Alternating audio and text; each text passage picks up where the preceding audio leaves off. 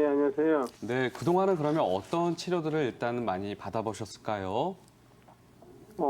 이제 병원에 가서 물리치료도 해봤고요. 네. 한의원 가서 침도 맞아봤고요. 음, 그다음에 또 약도 먹고 이렇게 했는데 음. 별로 뭐 증상 변화가 없어요. 환자분이 지금 가장 불편한 증상은 어떤 거가 있을까요? 이제 허리 엉치 쪽도 아프고 네. 다리가 좀 저려요. 다리가 저린가요? 네, 밤에 네. 주무실 때도 저린 증상이 나타나나요? 잘 때는 좀 심하게 저릴 때도 있고 약간 저릴 때도 있고 괜찮을 때도 있고요. 그렇군요. 네, 일단 한의원에서 일단 침치료를 받아보시긴 했는데요. 저는 네. 이제 조금은 더 적극적인 치료를 받아보시는 게 좋을 것 같습니다. 네, 일단 우리가 통증이 느껴질 때에는 기본적으로 염증을 제일 먼저 떠올려야 되거든요. 네, 물론 침치료 자체에도 소염의 효과가 있지만 보다 네. 적극적으로 염증을 제어하기 위해서는 앞서서 소개해드렸던 이 봉침을 받아보는 게 훨씬 더 효과가 좋아요.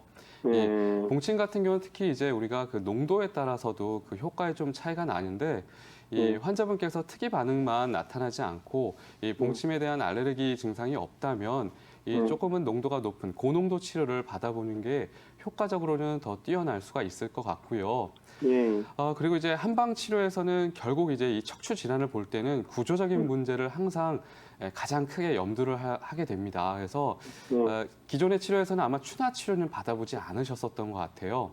그건 안 해봤는데. 그렇죠. 예. 네, 이 추나 치료라는 게 그 의사의 손과 이제 이 감각을 이용을 해서 이 좁아져 있는 이 척추 부위를 긴장을 완화시켜주는 치료들을 하는 거거든요.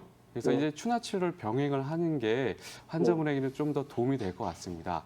이런 네. 치료들 좀 꾸준하게 받다 보면요. 증상이 네. 좋아지는데도 좀 순서가 있는데요. 네. 보통은 대부분 환자분이 밤에 느끼던 통증이라던가 저림감이 먼저 사라지게 되고요. 이런 증상이 사라지고 나면 그 이후에 걷거나 할 때 저려서 중간에 쉬게 되는 증상들이 점점 줄어들고 그래서 걷는 시간이 조금씩은 더 늘어나는 모습들이 나타나게 돼요. 근데 네. 다만 조심하셔야 되는 게 뭐냐면 이 보통 이제 디스크나 협착증이 있으신 분들이 운동으로 이제 이 병을 이겨보려고 노력들을 많이 하시거든요. 네. 근데 이게 때에 따라서는 운동이 독이 될 수도 있습니다. 그러니까 운동을 했을 때 치료에 도움이 되는 시기도 분명히 있지만 거꾸로 운동을 해서 병을 더 악화시켜서 병이 커지는 경우가 있어요. 정말로 수술을 하지 않으면 안 되는 상황이 되는 경우가 올 수가 있거든요. 그래서 이제 병원에 가시더라도 항상 의사 선생님과 한의사 선생님과 지금 내가 운동을 하는 게 좋을지 그리고 운동을 하면 과연 어떤 운동을 하는 게 좋을지를 항상 상의를 하면서 치료를 받으시는 게 좋을 것 같습니다. 네.